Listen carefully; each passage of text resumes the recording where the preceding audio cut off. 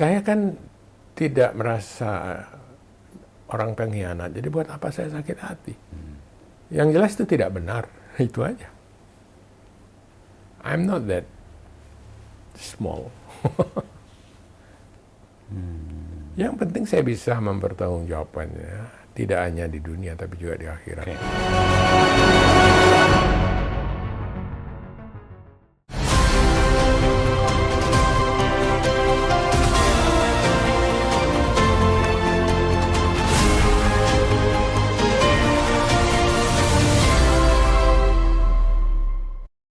Sobat Leaders, kembali berjumpa. Biasanya dari Menara Kartika Chandra, Jakarta. Hari ini kita memulai program yang lebih fokus lagi. Rakyat mencari pemimpin. Sebuah gerakan leader untuk mencari sosok dan pemikiran tokoh-tokoh penting di Republik ini. Sobat Leader, hari ini kita berkesempatan. Leader Channel hadir di rumah seorang tokoh yang jarang berbicara, tetapi namanya selalu muncul. Setiap kali bangsa ini memperdebatkan konstitusi.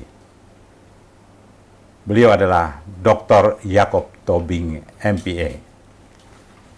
Selamat bertemu dan terima kasih sudah menyambut kita di Leader Channel. Bapak Jacob Tobing adalah Ketua Panitia Ad Hoc 1 MPR yang memimpin amandemen konstitusi tahun 1945. Periode 2001, 2002 selesai konstitusi dan lanjut sampai 2004. Sebuah proses historis yang hingga hari ini masih terus dipersoalkan oleh sebagian purnawirawan ABRI dan juga TNI, politisi, kelompok pro status quo. Ada yang menuduh amandemen hasil dari 2002 itu sebagai agenda asing. Ada yang ingin kembali ke Undang-Undang Dasar 45 yang asli lewat dekret presiden. Ada juga yang ingin amandemen kelima untuk memperbaiki kekacauan politik di Republik ini. Pertanyaannya, apa yang sebenarnya terjadi di tahun-tahun itu? Periode sekitar 99 sampai 2002 selesai dan hingga 2004. Benarkah Undang-Undang Dasar 1945 asli itu lebih baik? Dan apakah konstitusi hasil amandemen memang membawa bangsa ini terlalu liberal?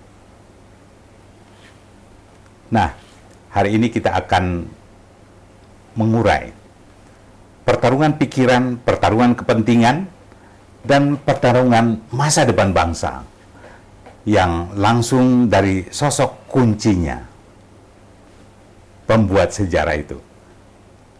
Kita sapa Bapak Jacob Tobing, kalau lengkapnya Dr. Jacob Tobing, MPA, Master of Public Policy, Public Administration. Public Administration. Jadi beliau ini S1 di Indonesia dari ITB ke UI, kemudian selesai ke LAN, STA LAN, kemudian S2-nya di Harvard University, dan di akhir perjalanan semua itu beliau selesaikan, dan baru beberapa tahun lalu menyelesaikan doktornya di Leiden University Belanda. Ini keren, dari perjalanan yang pemikiran yang tidak pernah, ini living, studying ya. Living library. Living library. Jadi kalau kita bicara dengan orang yang sekali baca satu buku, nanti baca lagi, ketika di ruang beliau ini penuh dengan buku-buku, tulisan-tulisan tentang konstitusi, dan menarik sekali. Saya pikir perlu kita belajar banyak dari beliau ini. Dan saya kira inilah, dari percakapan ini mungkin menjadi sebuah legacy. Mungkin publik ingin tahu ya, bagaimana suasana politik, tekanan ketika Pak Jacob memimpin PAS 1 untuk amandemen konstitusi di MPR dulu. Oh iya, terima kasih. Ya. Terima kasih kunjungannya juga dan kesempatan kita berbincang-bincang ini. Sebetulnya kalau dikatakan ada tekanan segala macam di PAH 1, itu tidak benar. Karena seluruh anggota PAH 1 yang dari berapa banyak partai politik itu semuanya kompak. Yang terjadi memang tidak jarang itu ada perdebatan dan ketegangan justru masing-masing dengan partainya sendiri. Sedangkan kami yang ada di PAH 1 itu betul-betul satu hati. Kalau perlu kita lawan partai kita sendiri. Gitu. Kenapa itu bisa terjadi demikian? Ya, karena kita itu sudah saling terbuka. Betul-betul tidak ada yang disembunyikan. Dan memang kemudian pribadi ini semakin lama semakin kenal baik satu sama lain. Ya, sehingga bisa kejadian Partai A misalnya yang ada di PAH 1 ini itu harus berbeda pendapat dengan temannya sendiri yang ada di PAH lain. Apakah itu PDIP, apakah itu Golkar, sedangkan yang di sini tetap satu. Tidak ada satupun putusan di dalam PAH 1 selama 4 tahun itu yang diambil dengan voting, semua dengan musyawarah mufakat. Kalau di dalam PAH 1. Nah, satu-satunya putusan yang diambil secara voting itu justru ada di pleno. Di pleno tentang utusan golongan yang diangkat. Jadi utusan golongan yang diangkat ini kan terdiri daripada kaum profesional ya, dan ABRI kan. Nah, pada waktu itu, ini hebatnya ya, ABRI justru menyetujui penghapusan utusan golongan yang diangkat. Kompak mereka menyetujui itu. Jadi hanya beberapa orang dari utusan golongan yang non-ABRI yang memang voting menyatakan tidak setuju. Jadi itu tuh hanya beberapa orang dari sekian ratus orang anggota MPR. Itu suatu capaian yang luar biasa dari proses tentang sesuatu yang fundamental dan tidak sederhana. Saya ingin tekan lagi, ABRI, fraksi ABRI itu bulat mendukung amandemen konstitusi. Iya. Jadi semuanya anggota fraksi ABRI itu setuju bahwa utusan golongan yang diangkat itu dihapus. Tadinya orang mengira fraksi ABRI yang akan menentang, tidak. Nah, beberapa yang menentang adalah dari utusan golongan sipil, dari kalangan profesional. Dan termasuk dalam hal ini ada partai juga yang beberapa orang saja dari fraksi PDIP yang menolak. Tapi kalau lihat kembali ke sini, kenapa sekarang kok kan perlawanan itu perwira-perwira tinggi yang pada waktu itu mereka masih berkuasa. Mereka apa nggak ada di MPR apa gimana? Apa berbeda mereka? Mungkin berbeda karena itu kan sudah berapa puluh tahun yang lalu. 20 tahun yang lalu mereka mungkin sudah tidak ada lagi nih. Sudah tidak aktif lagi sebagai anggota ABRI, barangkali begitu. Banyak teman-teman Pak Yaakob juga sudah pass away ya. Iya. Tapi ini jadi satu legacy konstitusi ini, ada satu kata. Tapi itu satu catatan itu. Catatan ya. Nah, tapi mengapa akhirnya kalau kita lihat perjalanan Pak Yaakob sendiri, Pak Yaakob ini kan dari Golkar. Iya. Belum partai Golkar ya, di era Pak Harto. Pak Harto kan pembina partai Golkar. Pak Yaakob ketua bidang politik atau apa ya?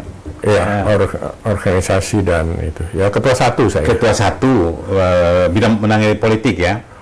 Politik pemilu dan apa Pemilu dan sebagainya. Itu. Pembinanya Pak Harto. Ya. Pak Yaakob adalah wakil sekretarisnya, wakil ketua 1-nya. Ketua 1 DPP Golkar. Ya. Berarti orang penting di Golkar, iya kan? Ya, tapi Golkar sendiri terpecah dua waktu itu.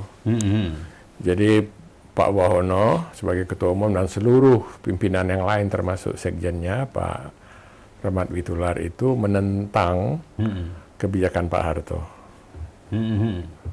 Sedangkan saya justru yang ditugaskan oleh Pak Harto. Saya cerita sedikit deh. Iya, iya. pada suatu kali Pak Harto itu membentuk sebuah tim politik Dewan Pembina. Saya ketua. Dan wakilnya adalah 2 orang dari ABRI. 1 dari polisi, 1 dari tentara ya. Pangkatnya? 3 bintang. Oh, 3 bintang, berarti Letnan Jenderal. Letnan Jenderal. Tapi saya sudah lupa, atau lebih baik saya tidak sebut namanya. Ceritanya begini. Pada 5 Oktober 1981 ya. Ya. Itu saya mendengar dan mencatat pidato Presiden Soeharto. Hari ABRI berarti. Hari ABRI. Yang menyatakan begini, bahwa pada waktu nanti anggota-anggota revolusi kita, pejuang revolusi kita yang berumur 17 tahun pada tahun 45, pensiun setelah mereka berumur 55 tahun ya, jadi 38 tahun kemudian berarti kan, 17 tambah 38, nah 45 tambah 38 itu berarti tahun 83 ya. Tahun 83 maka duifungsi ABRI sudah harus diakhiri. Itu Pak Harto pidato. Cuman memang saya herannya seluruh catatan tentang pidato itu Hilang. Iya, saya juga cari di internet juga, ketemu hanya cuplikan berita aja. Iya, tapi kan ada di berita-berita juga. Dan kalau saya kebetulan karena saya dengar. Dan kemudian itulah saya diminta untuk memimpin tim itu.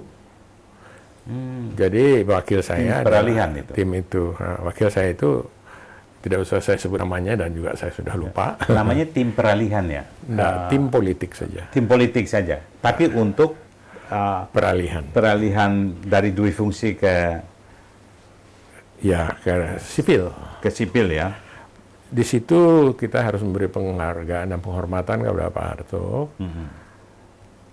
Pada tahun 93 ini ya, kan dia berusaha juga supaya wakil presidennya sipil. Dan waktu itu sudah ada rapat-rapat, Pak Wiranto ada, saya ada, Pak Habibie ada, ya waktu itu ya. Tapi tidak berhasil. Karena sidang umumnya waktu itu, mungkin Anda masih ingat ada yang di TV yang nari-nari dari fraksi ABRI itu. Oh, saya ingat ada Udin kita waktu itu kita di lapangan. Ibrahim kayak Letnan Brigadir Jenderal. Akhirnya tidak berhasil menjadikan Pak Habibie. Yang maju adalah Pak Tri Sutrisno sebagai pangap waktu itu menjadi wapres. Oh, jadi harusnya Pak Habibie sudah diinginkan untuk jadi wapres. Pak Habibie sudah lebih dulu datang ke Indonesia dan saya sudah sering juga komunikasi dengan beliau itu. Nggak jadi. Tapi pada tahun 98 jadi. Pak Harto menjadikan Habibie sebagai calon wapresnya. Tapi saya potong, Pak Damali kan juga sipil, pernah diangkat Pak Harto. Iya, itu wakil presiden. Jauh sebelum inilah. Iya, sebelum kan. Dan tapi itu ini kan bicara belum Oktober ya. Iya, ini waktu itu kan hanya soal-soal peralihan. Nah, konsepsi dua fungsi mungkin juga belum terlalu lengkap ya. Iya. Nah, yang saya ikuti itu yang terjadi di mana saya terlibat. Iya, betul. Ya. Jadi kemudian pada tahun 98 Pak Harto itu menjadikan Pak Habibie sebagai calon wapres. Jadi sudah ada kombinasi sipil militer kan? Iya. Kemudian terpilihlah pasangan ini pada tahun 98. 3 bulan sesudah terpilih Pak Harto mundur. Pak Habibie jadi presiden. Disitulah berakhirnya. Sementara itu karena pimpinan Golkar DPP hanya saya yang berbeda pendapat dengan Pak Wahono. Karena saya itu konsep Pak Harto, mendukung konsep Pak Harto, sedangkan Pak Wahono CS itu tetap ingin mempertahankan ABRI. Pak Pahono berarti ada Pak Tri juga dan lain-lain. Enggak, kalau di Golkar kan tidak ada dia. Oh, ini Golkar ya. Golkar, Kalau di ya. tentara, Tentara itu hal lain lagi lah. Ya, memang iya. Nah. Oleh karena saya sudah kejepit begitu, saya bilang saya berhenti dari Golkar. Jadi pada waktu itulah saya berhenti dari Golkar. itu Pak Harto sudah mundur. Belum. Oh, belum ya? Belum. Wah, kecewa dong Pak Harto. Tuh. Iya, Pak Yaakob mundur.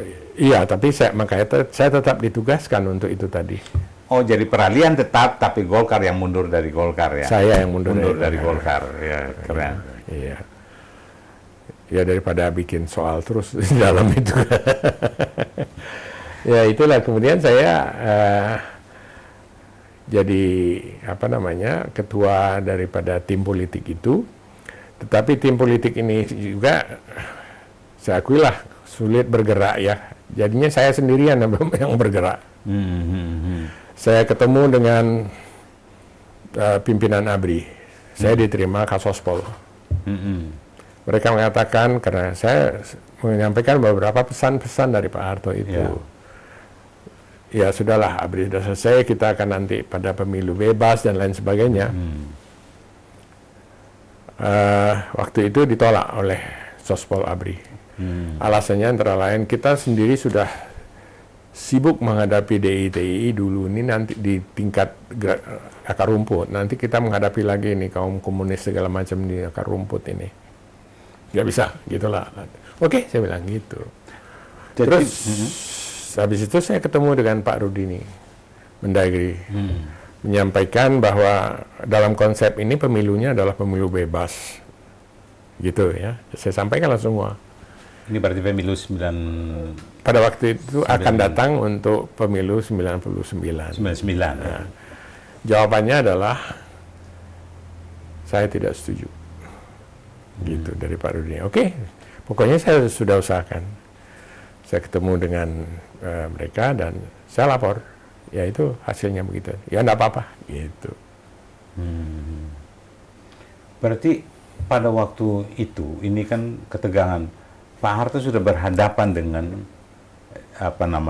kelompok jenderal-jenderal yang ingin mempertahankan dua fungsi ABRI dan Pak Harto yang ingin supaya disiapkan peralihannya itu pemilu bebas itu. Betul. Jadi di sini jelas sekali justru Pak Harto yang menghendaki selesainya dua fungsi dan beralih kepada yang normal begitu. Yaitu ditandai akhirnya Pak Habibie yang terpilih ya. Kemudian dia saya saksi hidup karena saya sendiri di situ. Dan siapapun yang menjadi posisi Pak Yaakob begitu waktu itu kalau bukan orang kuat dan orang tidak tenang, wah itu gawat itu kan. Masih tegang-tegang waktu itu, masih puncak-puncaknya itu pertarungan itu kan ya. Ya kemudian saya laksanakanlah tugas saya. Kemudian dalam rangka itu pula Ibu Mega itu mendatangi saya. Ya ini saya mau tanya, kok sampai bisa masuk ke waktu ketua PAS 1 itu kan membawa PDIP dari fraksi PDIP ya. Iya. Saya udah keluar dari Golkar. Oh, itu jadi udah keluar dari Golkar, tapi masih menerima Ibu Mega datang dalam proses apa itu? Saya nggak terlalu tahu bagaimana prosesnya, karena itu kan Bu Mega lah yang tahu ya. Bu Mega sudah wakil presiden? Belum. Ini masih memulai PDIP, baru muncul kan. Tadinya kan nggak bisa jalan itu. Ya. Di salah satu gedung pertemuan di Jalan Gatot Subroto itulah, dia memang menyampaikan pesannya ingin ketemu. Akhirnya ketemu di sana. Ada apa Mbak? Saya bilang gitu. Jadi dengan bahasa-bahasa yang ringan sebagai pertemanan gitu. Beliau bilang gini, bantu kita dong. Bantu apa? Gitu. Ya nanti kan ada kegiatan-kegiatan politik ya. Ya sebisa-bisa saya oke lah. Tapi Pak Yaakob kan dari Golkar. Sudah dari partai, ya maksudnya dari partai Tadi, dari ya. Golkar kan, dari orang dari partai lain biasanya kan diwaspadai, kok ini ini Ibu Mega minta. didatangi sendiri saya. Baru sudah di teleskoping nih, siapa Yakob Tobing. Mungkin, tapi tidak tahu lah. Ya itulah, kemudian saya dicalonkan untuk jadi anggota DPR dari Jawa Tengah, itu dari daerah dekat Semarang sebelah bawah sini. Saya sampai lupa sudah ya. Saya sampai tanya nama tempat itu apa ya. Sampai saya Ke sana, Pak? Pak Yakob ke sana? Enggak, jadi gini, saya tanya, itu tempat itu di mana, Mbak? Saya bilang gitu. Oh, dicalonkan jadi caleg berarti ya? Iya. Padahal saya tahu tempat itu di mana. Berarti itu pemilu 2004? Enggak, masih 99. Oh, masih 99? Awal-awal itulah. Akhirnya saya datang ke sana, setelah saya oke deh gitu ya. Semua perlengkapan untuk jadi calon sudah disiapkan, saya tinggal teken. Oh, keren banget. Nah, oke lah. Kemudian selesailah pemilu ya. Pemilu. Menang kan? PDIP menang. Tapi yang terpilih jadi presiden Gus Dur kan? Ya, karena waktu itu kan caranya bukan pemilihan presidennya kan oleh MPR ini kan, MPR. Tidak langsung. Tidak langsung oleh MPR ini. Waduh, itu ngamuk PDIP waktu itu. Iya, kan kita tahu. Akar di mana-mana, segala macam. Itu aslinya keluar tuh PDIP itu. Wah. Dan saya rupanya dikenal oleh PDIP itu. Kalau saya ke Jawa kemana ini mereka kenal. Iya. Rupanya dari potret, dari TV segala macam. Terus saya bilang sama Mbak Mega, gak usah lah buat apa gini rame-rame. Saya usahakan aja Mbak Mega jadi wapres. Gitu. Dia bilang, apa bisa ya? Kan beliau dicalonkan jadi presiden, bukan wapres. Jadi dia Gus Dur kan sudah terpilih, jadi itu. siapa Jadi lagi? ini kan persoalan tekanan psikologis yang berat juga itu saya kira ya. Terus dia bilang, kamu bisa ya? Ya saya coba dikasih tahu semua pimpinan, semua harus ikut. Oke, kalau gitu. Adalah pertemuan khusus. Pak Mega mengatakan kepada pimpinan-pimpinan, ini sekarang urusan ini ada dipimpin oleh Pak Yakob, semua ikuti dia. Baik, oke. Gus Dur teman saya dari dulu kan, suka kalau saya ke rumahnya itu dulu, itu kan beliau itu suka dengerin lagu-lagu Mozart, lagu-lagu klasik, Beethoven gitu. Dan dia tuh kayaknya sambil setengah tidur gitu ya. Nggak boleh terima tamu lain, hanya saya yang boleh. Oh ya? Di ini? Di warung Sila ya. Oh, ya. Di kan rumahnya itu. Kebetulan ibunya juga kenal baik saya. Bu Nulia. Ibu siapa tuh ibundanya Gus Dur. Ya. Oh. Jadi ibundanya Gus Dur ini manggil saya Nak. Kebetulan juga anaknya, adiknya Gus Dur, Gus Solah, itu teman saya di arsitektur di ITB. Oh. Tetapi antara dua orang ini selalu ada berbeda pendapat lah. Kalau Gus Dur bilang, pokoknya kalau dia di selatan saya di utara, kalau dia di barat saya di timur gitu. Oh udahlah Gus Dur bilang gitu. Tapi banyak orang dan saya pun, ilmu apa yang dipakai Pak Yakob? Semua orang konstitusi yang begitu berat saja bisa mudah. Nggak ada. Dan Ibu Mega itu juga memilih orang, apalagi dari orang dari partai lain, itu tidak sembarangan dia. Ya saya tidak tahu lah, tapi yang jelas saya betul-betul berpegang kepada Tuhan. Nggak ada ilmu-ilmu. Betul-betul. Dan itu terbukti juga kemudian pada waktu amandemen. Jadi ini kan sebelumnya lah ya. Nah, akhirnya Gus Dur, waktu saya bilang, kan waktu itu Wiranto sudah mau dijadikan Wapres. Ya Gus, you kan sudah jadi presiden panglima tertinggi, bilang aja sama Pak Wiranto nggak jadi gitu. Kayak aku lobby sama ini banyak orang nggak tahu juga nih. Nggak tahu, ini di bawah belakang layar semua. Jadi oke. Gus Dur bilang mau, Mega mau, dia bilang gitu. Saya bilang sama Mega, udah oke ya, oke. Udah ada jaminan. Berpilih kan? Memang waktu itu tegang, Pak. Ibu Mega sampai jam 3 pagi katanya belum mau. Dia belum bisa didesak dari semua unsur di partainya. Loh, kok saya kan mau jadi presiden. Kalian calonin saya jadi presiden. Itu jadi orang tegang itu. Itu sebelumnya. Oh, sebelumnya ya. Pada waktu belum bisa terima kok dia yang partainya lebih kecil dari saya jadi presiden. Iya. Saya yang bujuk dia.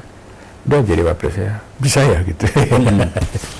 Dan saya waktu itu kan sama 3 wartawan.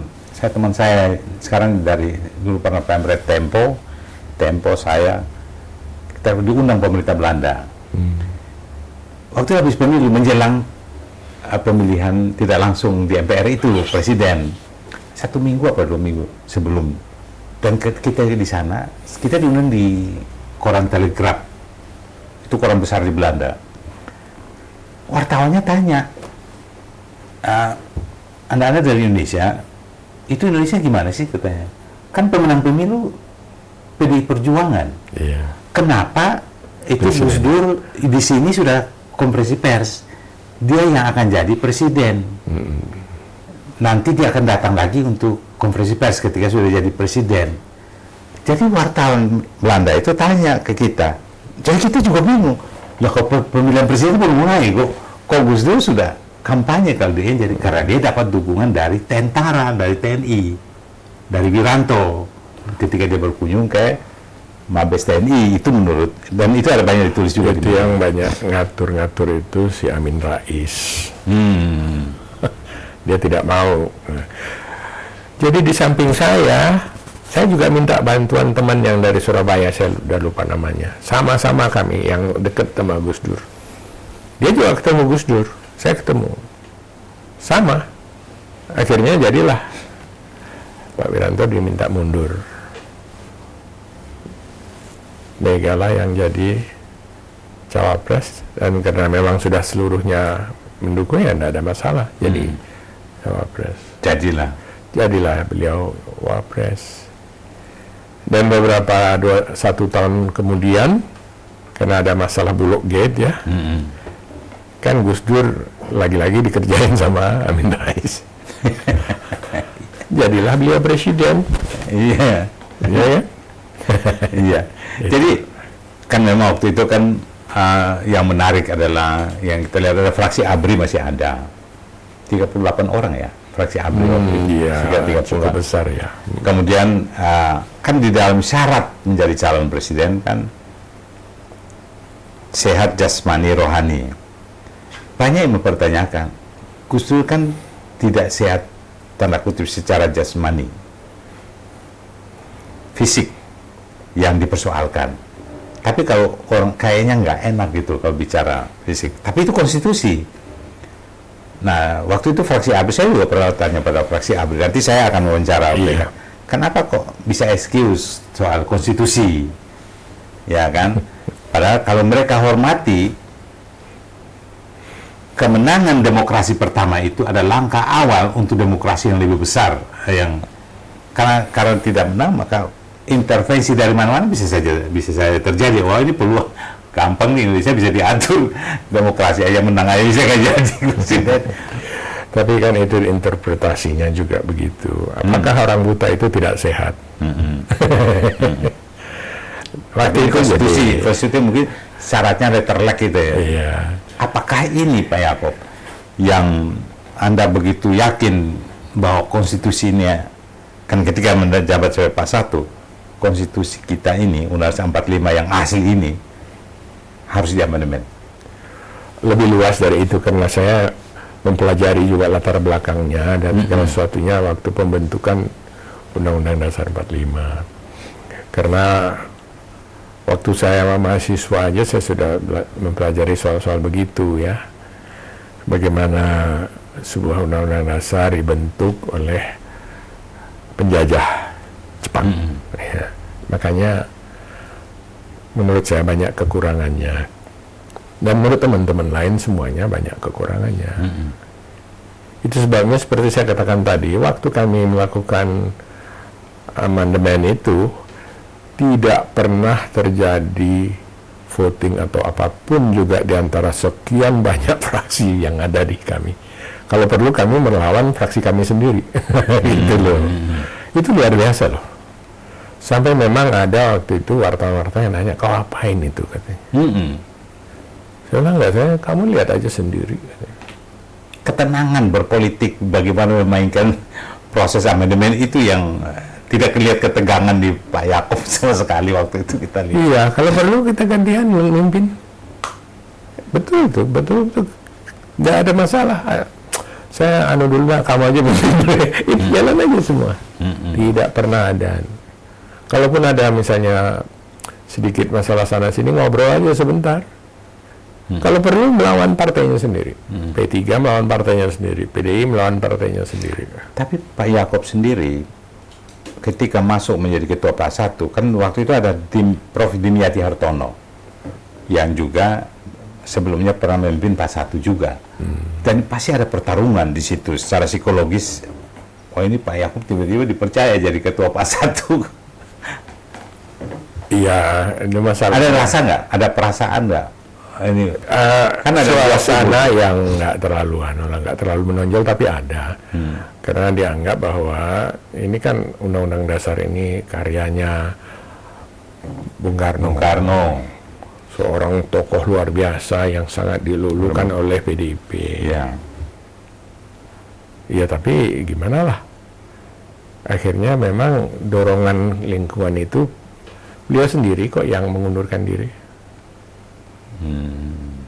Jadi 3 bulan itu langsung saya ditanya, Mas bisa nggak ya, tolong ya bantu, tolong itu. Ya soal presiden wapres sudah selesai kan? Iya sudah selesai. Iyalah saya coba, sebisa saya gitu. Tapi memang selalu kita mengutamakan ngobrol, komunikasi, musyawarah. Jadi gitu. inti dari apa perubahan amandemen konstitusi ini lebih persentase lebih tinggi musyawarah ya Pak. Semuanya itu Musyawarah.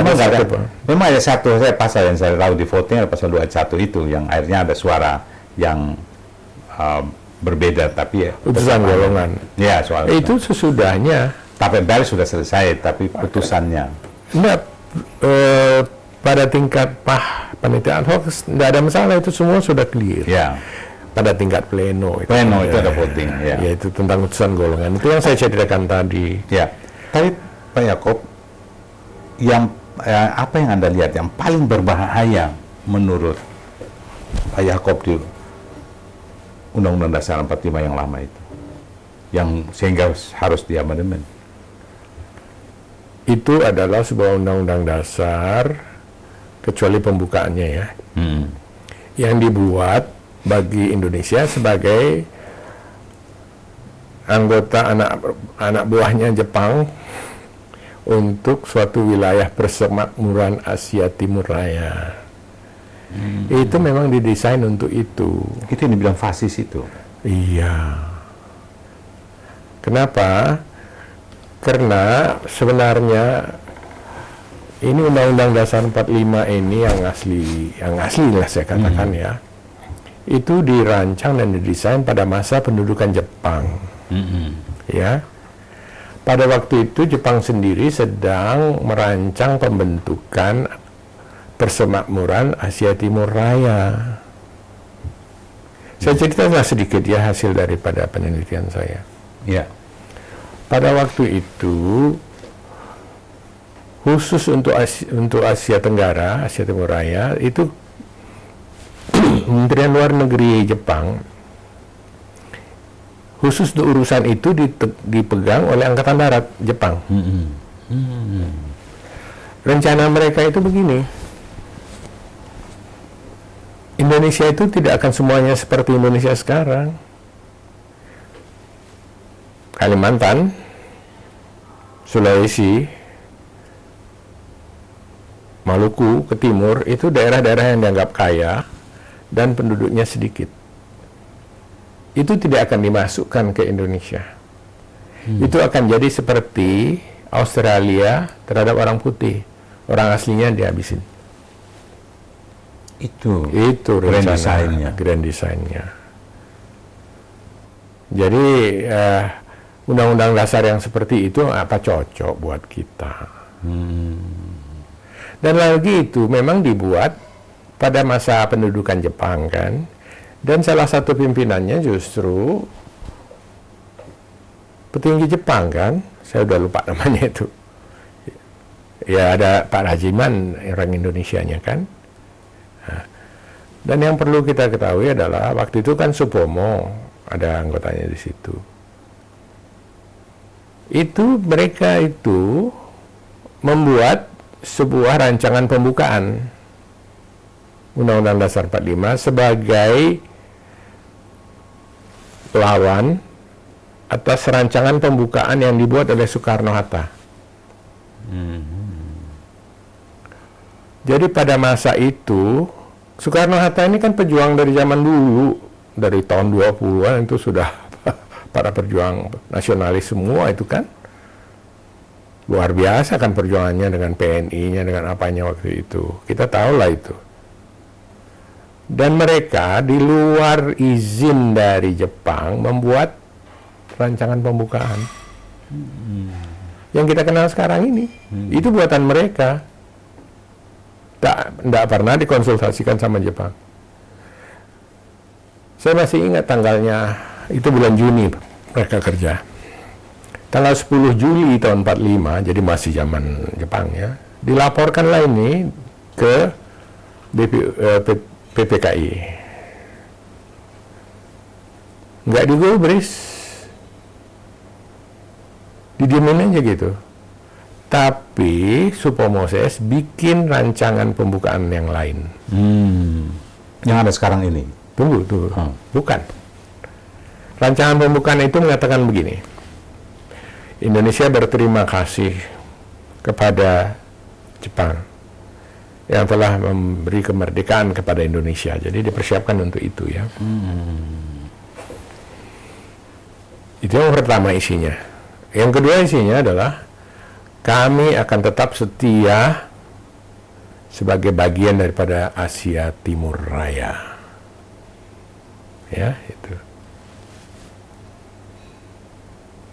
Jadi Undang-Undang Dasar 45 yang asli itu, itu pembukanya yang itu. Lain kan anunya, jiwanya itu kan lain. Jadi mau asli yang mana? Lah iya, makanya. Ini mengerikan sekali ini kalau ini kan dia riset disertasi ya. Fakta ini. Riset disertasi Pak Yakob juga kan ini. Belakangan, tapi itu zaman itu saya udah tahu. Belakangan ya saya buktikan. Jadi buktikan dalam disertasi dokter secara ilmiah, ya. Ilmiah. Dan kemudian jadilah ini kemerdekaan ini tanggal 17 Agustus kan? Iya. Tapi kan cuma proklamasi kemerdekaan doang ya. Betul. Undang-Undang Dasar nggak ada kan? Tanggal 18 baru. Tanggal 18. Itu pun cuma nggak sampai 1 jam aja dibicarakan. Kan sudah ada, sudah draftnya sudah ada. Disitulah Hatta menghimbau. Untuk pembukaannya kita pakailah buatan kami ini. Siapa? Pak Bung Karno? Bung Karno, Hatta, lupa saya nama-namanya ya. Bukan Supomo. Bukan Supomo yang punya itu tadi. Itu kita jangan pakai. Dibuanglah itu. Jadi sebetulnya nggak cocok ini sama ini. Iya. Nah, dari awal. Ini menarik nih. Jadi kalau dibicara kembali ke Undang-Undang Dasar 45 yang asli, asli yang mana nih? Lalu semua sebut tanggal 18 katanya. 18 yang asli. Ya betul. 18. Karena pada tanggal 18 sudah dinyatakan yang buatan Jepang itu tidak dipakai. Tetapi ada hal-hal lain yang ada di situ pada tanggal itu. Karena bicaranya cuma sebentar. Presiden belum ada. harus milih presiden lagi kan. Pemerintah belum ada, jadi hanya 1 jam lebih lah sedikit bicara soal itu. Setelah Bung Hatta mengatakan kita pakailah yang itu ya, oke ya. Yang lain-lainnya nanti kita benerin gitu. Makanya ditambah pasal 37 Addendum tentang tata cara perubahan. Itu tidak ada waktu zaman Jepang, nggak ada itu. Jadi itu yang sebetulnya itulah dasarnya ini amandemen ini. Ya, Memang sudah ada perintah itu. Proses amandemen kan konstitusi yang tanggal 18 itu saja baru berlaku sampai tahun 50, kemudian berubah RIS 49 RIS, kemudian sementara pokoknya sebentar aja bahasanya baru karena dan waktu gini ya, harus kita lihat pada waktu itu dibuat undang-undang dasar itu ada hal-hal yang diperbaiki. Satu tentang pasal 29 disesuaikan dengan pembukaan tentang agama itu. Tentang agama. Jadi kan tidak berdasarkan ketuhanan yang Maha Esa dengan kewajiban untuk menyalakan syariat Islam bagi itu dibuang. Ya. Naskah yang dibuat oleh Jepang itu ada. Oh, malah ada. Jepang malah menghendaki itu. Nah, ini kan yang membuat bangsa Supomo CS, tapi untuk memuji Jepang ya dipakai itu. Pakai itu. Sedangkan yang di sini, yang di pembukaan itu mereka udah duluan buang. Ya itu jadi disesuaikan. Terus ada juga kesepakatan. Karena Undang-Undang Dasar 45 yang dibikin oleh Supomo CS Jepang itu, ya, itu begini. Presiden itu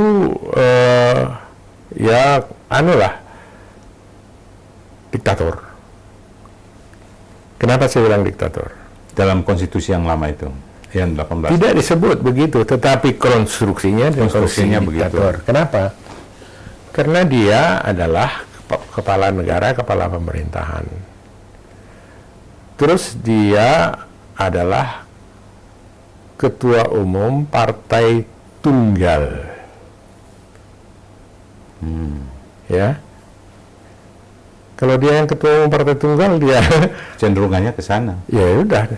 Dan itu kalau kita baca catatan-catatan sejarah, pada tanggal 20 Agustus 45 itu PPKI-nya sempat bikin keputusan untuk membentuk yang namanya partai tunggal itu.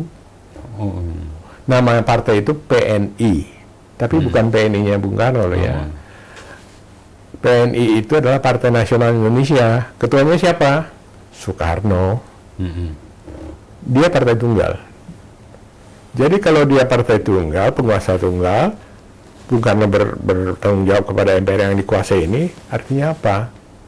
Iya, pasti otoriter jadinya.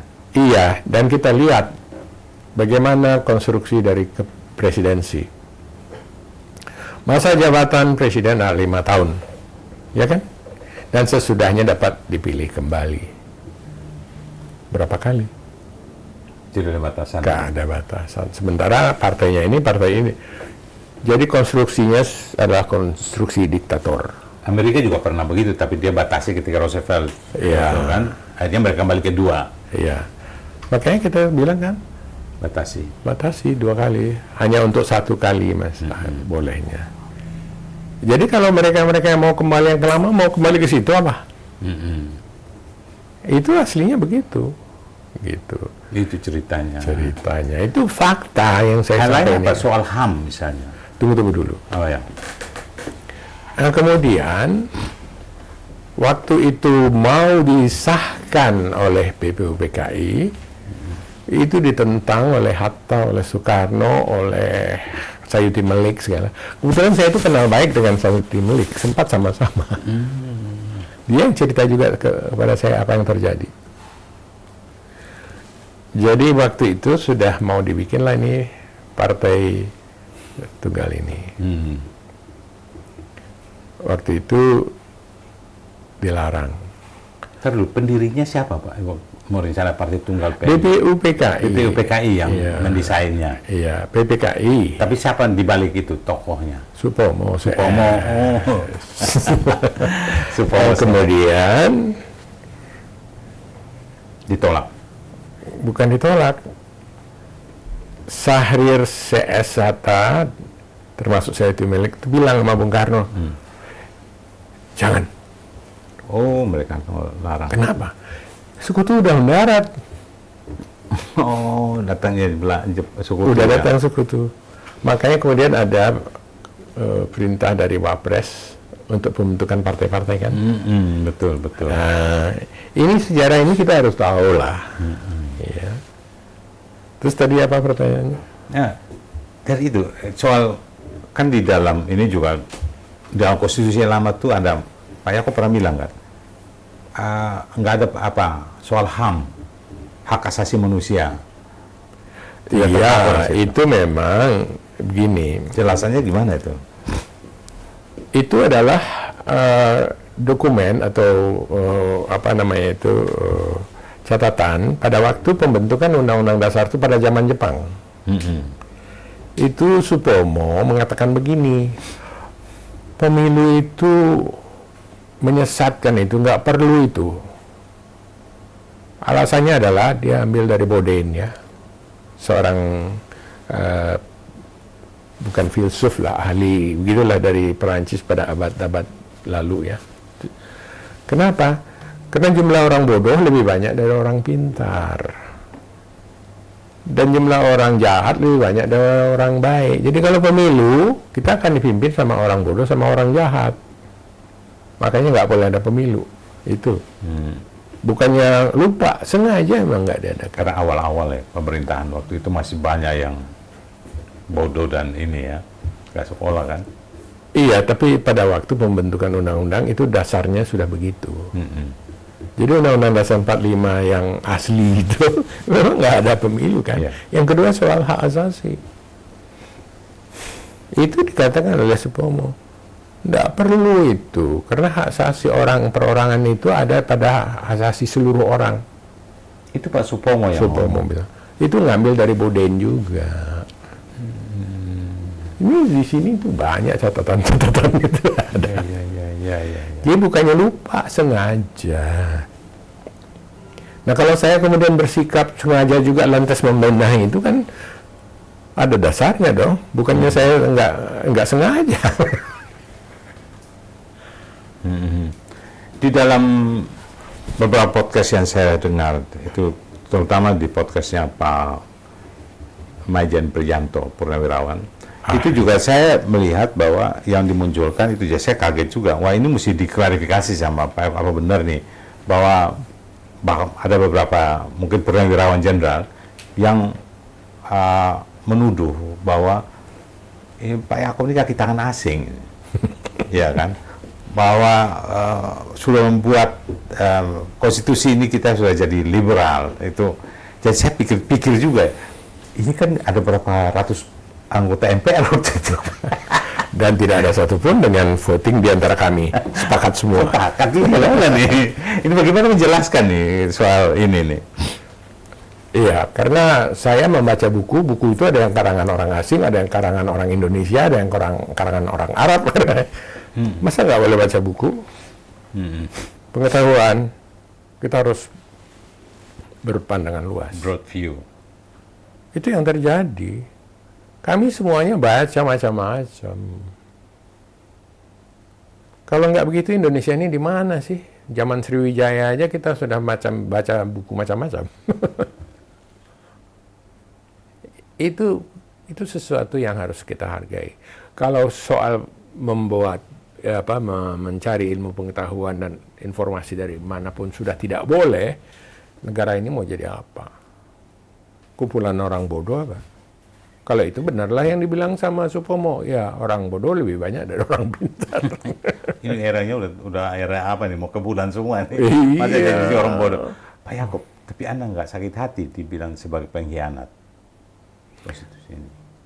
Saya kan tidak merasa orang pengkhianat, jadi buat apa saya sakit hati? Yang jelas itu tidak benar, itu aja. I'm not that small.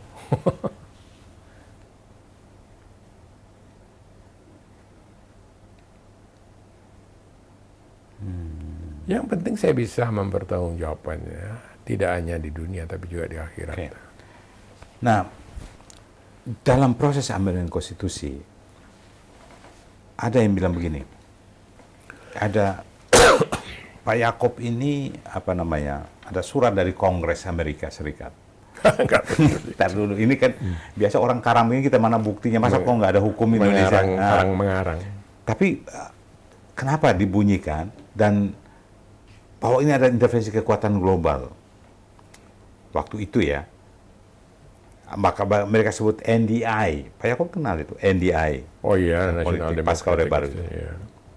Itu mesti dijelaskan apa sih arahnya itu, Pak Yaakob, yang mereka... Iya, mereka hanya menggatok-gatokkan, mencocok-cocokkan. Sementara itu duta besar asing itu sangat kagum. Kok bisa ya? Ya kita memang berapat, kita bertukar pikiran, ya bisa. Jawaban kita ya gitu. Emangnya kita ini orang bodoh. Jangan dengan begitu kita lantas mengatakan diri kita sebagai orang bodoh semua. Iya kan? Ya. Kemudian berkembang, dalam amandemen konstitusi ini, benarkah bahwa konstitusi 2002 itu membuat Indonesia itu terlalu liberal dan kehilangan jati diri Pancasilanya? Apa komentar Pak Yaakob untuk ini? Itu tanggung jawab dari penguasa untuk meluruskannya. Kan rakyat itu harus dilatih. Kalau nggak dilatih, dibiarin ya banyak kan jadi preman nanti itu. Kok yang disalahkan konstitusi, sedangkan konstitusi sudah bilang dasarnya Pancasila. Ya laksanakanlah. Pemerintah, penguasa harus melaksanakan itu supaya rakyatnya betul-betul Pancasilais. Karena sudah ditentukan dan diperintahkan oleh konstitusi kan. Harus bermoral, harus apa, itu sudah perintah konstitusi. Kalau tidak dilaksanakan yang salah siapa? Konstitusi atau pejabat? Itu tanggung jawab sejarah dan tanggung jawab moral. Eksekutif, legislatif, Semua. yudikatif. Semua harus tanggung jawab. Sekarang aja kalau orang untuk pemilihan umum, kalau dia nggak kasih duit, dia nggak dipilih. Kenapa? Dulu kita kalau berorganisasi, kita yang bayar iuran, ya kan? Dan kita dengan iuran itu kita memilih. Kalau ini sudah baik, sudah. Lalu sekarang kita ya minta duitnya dulu. Apa itu? Sedih loh. Ini pembentukan integritas dan moralitas bangsa yang tanggung jawabkan. Dipertaruhkan sekarang ini. Iya, kita mau itu tanggung maju atau jawab mundur? Pemerintah yang berkuasa. Iya, dan saya ingatkan, kalau ini terus-menerus begini, generasi muda akan bangkit kembali. Akan menentukan. Kita dulu juga begitu, kita bangkit. Jadi pemerintah harus tegas ya. Dalam Harus, dan generasi muda jangan diam. Tiap kali kan, waktu tahun awal dulu ya, sama spearhead ujung tombaknya anak muda. Pada peralihan anak muda juga. Iya. Setiap masa itu ada anak muda selalu bergerak. Ya itu. Sekarang kita juga. Dan dia anak dari mana? Anak dari politisi, anak dari tentara, anak dari pegawai itu negeri, bersatu itu. anak dari kelompok asongan pun juga ikut bersatu. Iya, karena idealismenya belum dikotori oleh macam-macam interest itu. Idealisme. Kalau upaya-upaya ingin kembali ke Undang-Undang 45, entah mau asli, kalau tadi cerita asli saya jadi ketawa, itu kalau asli yang mana, asli yang... Tapi kalau itu terjadi, apa risiko terbesar bagi bangsa ini? Kan orang selalu no way of return. Kita harus maju terus gitu kan. Tapi kalau sampai itu terjadi, karena gerakan yang pemerintah akhirnya lemah dan pemerintah harus menerima, itu apa risikonya?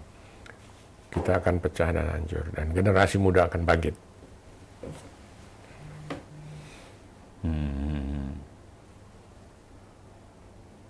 Saya kan dulu bagian generasi muda yang bangkit.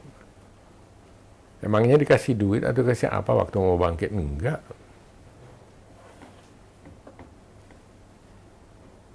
Saya percaya generasi muda ini. Tiap generasi itu, tahun 98 kejadian lagi, baru-baru ini kejadian lagi. Iya. Terus kalau misalnya kita urut amandemen dari pasal 1 sampai akhir 38 ya, 37 itu ada pasal mana yang punya kelemahan kalaupun harus diamandemen? Karena 25 tahun orang selalu evaluasi konstitusi. Menurut Pak Yaakob, pasal mana yang harus menjadi perhatian? Kalau saya lebih baik saya serahkan kepada yang lain. Silahkan itu terbuka. Itu tanggung jawab Anda untuk melihatnya. Kan Pak JMB sudah bawa bukunya kayak Ibu Mega, bawa judulnya untuk, dia sama Mahfud ya, Prof. Mahfud MD. Untuk Ya misalnya DPD supaya dibubarin gitu.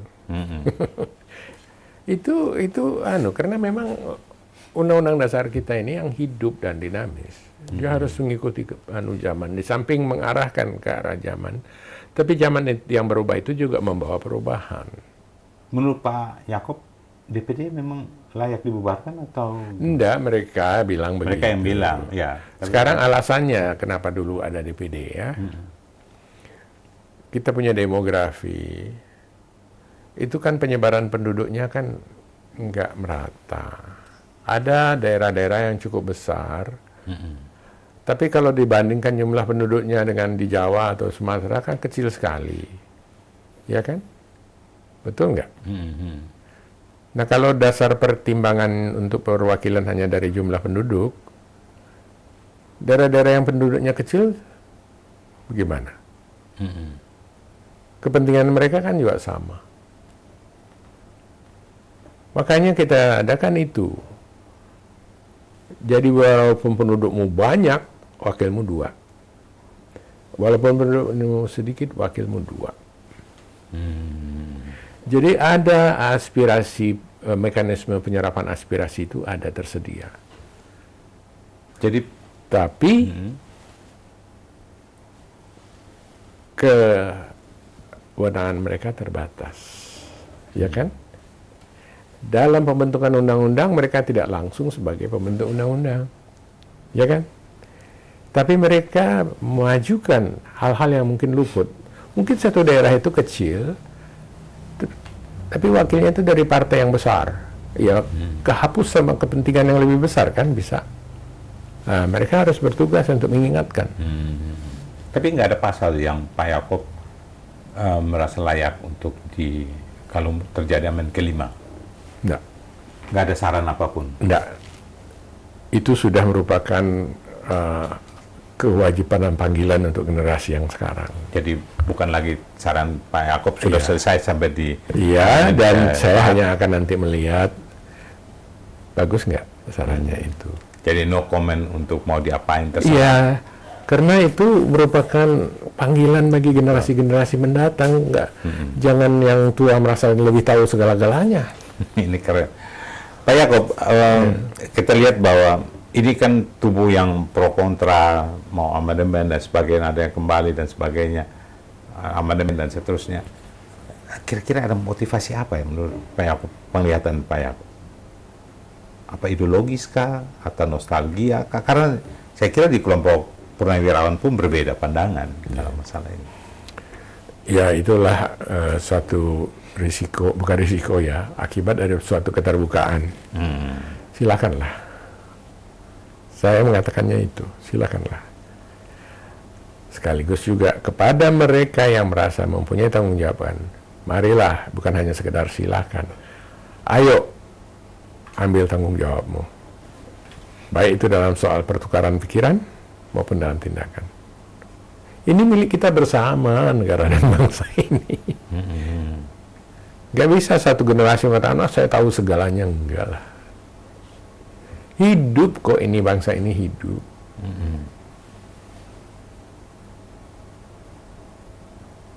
Saya paling sebagai, dari sudut pandangan saya, belum tentu itu cocok untuk masa sekarang. Pada masa saya sudah melakukan tanggung jawab saya. Pada masa yang akan datang, saya mencoba membuat juga tanggung jawab. Tapi ada generasi baru yang mungkin lebih persis. Ya kan? Lihat juga bangsa-bangsa di dunia yang maju. Beda sekali dari abad pertengahan sampai sekarang perubahan-perubahan yang terjadi. Dan karena perubahan-perubahan itu juga lah makanya kemajuan mereka itu tidak terhalang. Kalau tetap aja dipakai yang dulu, mau jadi apa itu semua?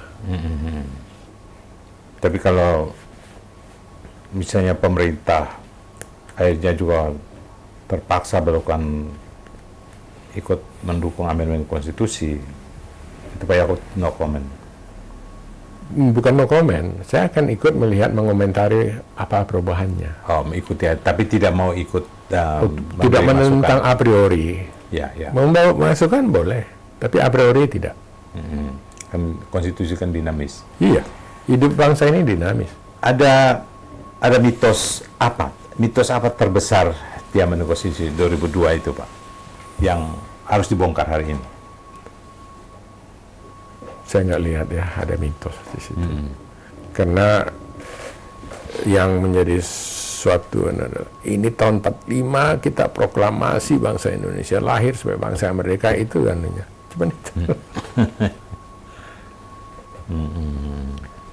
Nah, kalau bisa berbicara pada generasi muda hari ini, Pak Yaakob, sebagai senior yang sudah makan asam garam ini terkait konstitusi dan demokrasi kita hari ini, apa pesan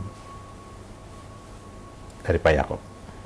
Ya, satu tentunya tetap berpikiran positif dalam rangka saya bertanggung jawab juga atas bangsa dan negara ini. Dan juga saya harus kritis bahwa bangsa ini harus bertumbuh di tengah-tengah pertumbuhan dunia ini. Itu pesan saya. Baik, terima kasih, Pak. Biasa. Dr. Yaakob Tobing bukan hanya saksi sejarah, tetapi arsitek dari kerangka konstitusi yang kita gunakan hari ini. Di tengah pertarungan wacana antara yang ingin kembali ke Undang-Undang Dasar 45 asli dan yang ingin mempertahankan amandemen, percakapan hari ini memberi satu pesan. Masa depan bangsa tidak bisa disandarkan pada nostalgia, melainkan pada kesadaran konstitusional yang matang. Karena kalau kita berpikir yang asli yang mana? Ini pertanyaan besar. Konstitusi bukan kitab suci, tapi peta jalan. Peta itu harus diperbaharui, tapi tidak boleh diputar-balikan. Terima kasih Pak Yaakob, dan terima kasih kepada Anda semua yang ingin mencari pemimpin dan gagasan untuk Indonesia yang adil dan berdaulat. Saya Frenduru, leader Indonesia 1. Merdeka! Merdeka.